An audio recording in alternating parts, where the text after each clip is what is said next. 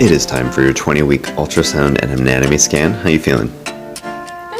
So one of the things Tesla does is they make and sell their own USB cables, and this might look like a normal USB-C cable, but it's actually perfectly designed for something much better. So in the center console, there is this little slot here, which is perfectly designed for these cables. So what you do is you open this up, you can actually pop the plastic thing off so you can see that the cable goes under there. And then I think this front cover even comes off. So what you can do is you can just give it a quick tug to the left, and then this pops off. And then you see these cables are perfectly designed to fit between the USB port and the little slot, and it's angled at the end so that it sits nicely for your phone. So now that I've got both of the things slotted back in, just slide the cover right back on. And now I can just place the rubber mat again. 2 USB-C ports, perfect. Yay! Boo, I have some good news for you. You know the video you helped me with on Demos with Angular? It's already gotten 4 comments. 3 of them are like, awesome video. So thank you again for all the help. Thanks. Take a look at this. Great video. Thank you, Steven. Awesome video. Thanks for sharing. Excellent video. Thank you. Good job, Boo.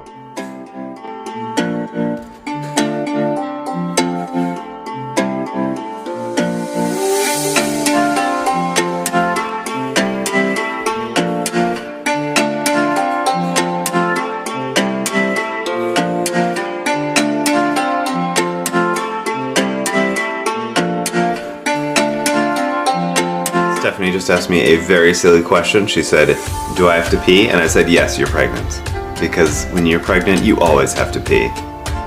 We're here at a local park to try the inaugural flight of the Mavic Air in like a real flight scenario.